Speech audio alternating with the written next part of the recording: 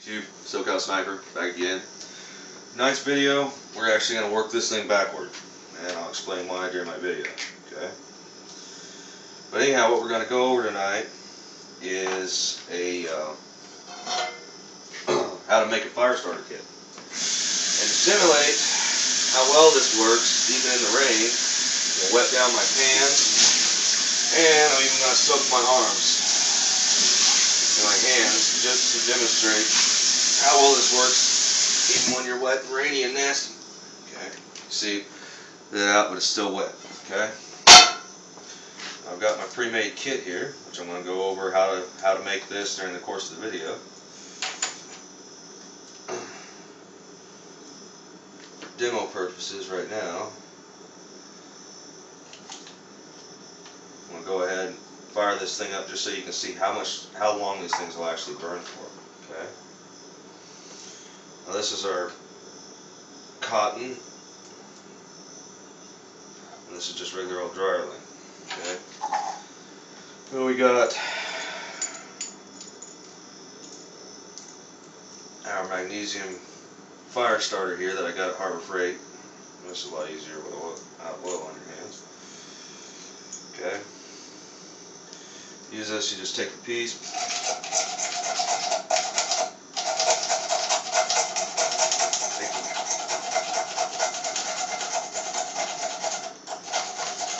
grind you off some magnesium on there. This acts as a propellant for your fire.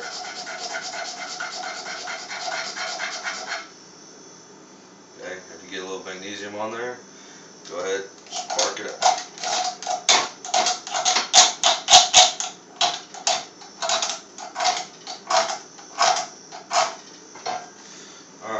We have flame on. Now that our flame's going,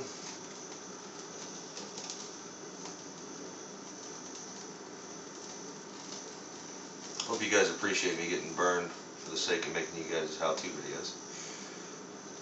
Alright, so that's going. Yeah, that's going pretty good. Okay, that worked good.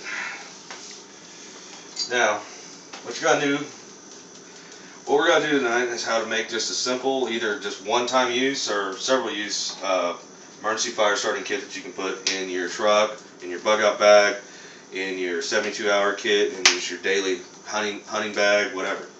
Okay, what we're going to do here, this is all the stuff you're going to need. The only piece of this that you probably don't already have in your house, the other great thing about it is kind of Martha Stewart-y on the same subject on my philosophy of cheap but effective. Okay, this is just a magnesium bar that I got at Harbor Freight. I think I paid like $2 for it. You can get these online, wherever. So I guess you wouldn't even have to leave your house to get one. Okay, so there's that. This here is just regular old dryer lint, right out of the dryer. Nothing special about it. And we got just some regular old cotton balls. Okay, nothing special about these either. I got these out of my wife's nail manicurist kit. Now this is just a regular cotton ball here. Okay, let's put a couple of them in there. What the hell? Put those off to the side. Now, a regular old cotton ball burns. Takes a spark, it'll burn. No big deal, right? But they burn out really, really fast. There's 3 cotton balls, and how we'll even throw in a little lint on top of it, just to make it all equal. Okay. Lint takes a spark really well. But when you take these cotton balls, and for this smaller pill bottle here, and like pill bottles, I mean these things are great. They're waterproof, airtight, or fairly airtight.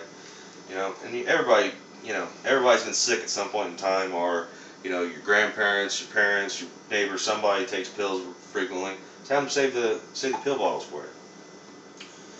Anyhow, and then we've got just some regular old Crisco. This is actually butter flavored Crisco. I don't know if that helps it burn better, but butter flavored Crisco. Definitely smells good. We're just going to take a couple of these cotton balls here. Other stuff that we just put in is already almost burned out. And we're going to take and coat these in a little of this Crisco. This stuff burns and it slows down the burn. It's a slow burn. Gives you time to see why this thing's going on like this. If we're out in a survival situation, we'd be putting twigs on here, everything else, getting this stuff going. And you know, it's quick. It's all how long it took me to make that fire. You know. Okay.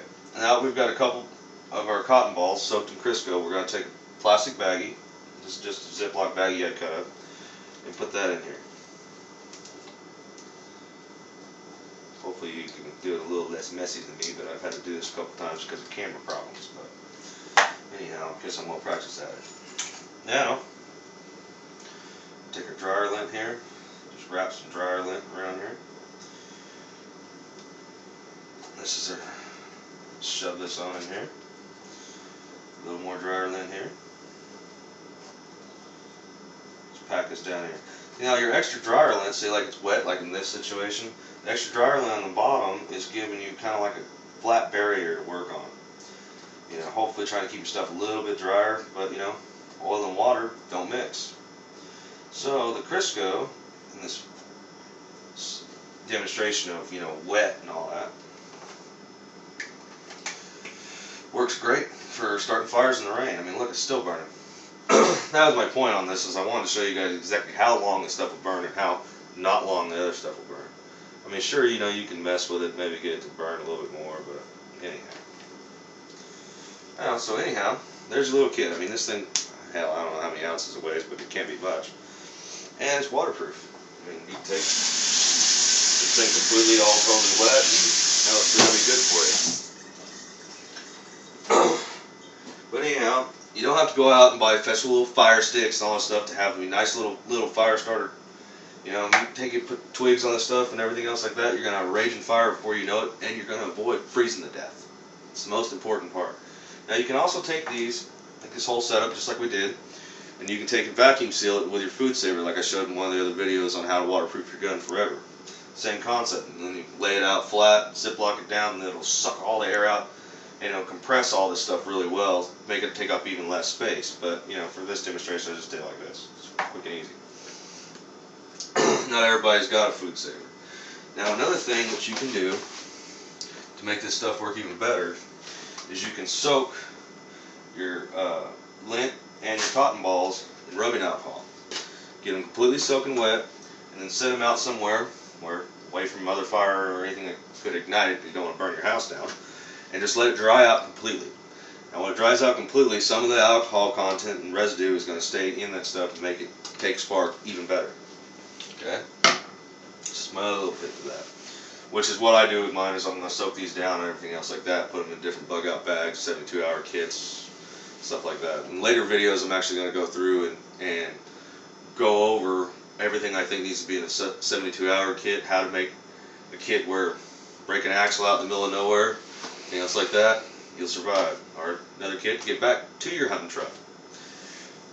Anyhow, I'm not going to sit here and go over just exactly how long and make you guys wait to see how long this thing's actually going to burn. I mean, hell, this right here, dry my hands out anyway. But I'm going to do this again, and I'm actually going to time it for you guys, put that on right here. That's going to be a fun little build maybe later. But anyhow, that's my tech tip. I mean, it's real simple, you know, DIY fire starting kit. Works great. Been doing this for years. It's a little Boy Scout trick. Anyhow, SoCal Sniper, signing off. Stay warm, stay alive.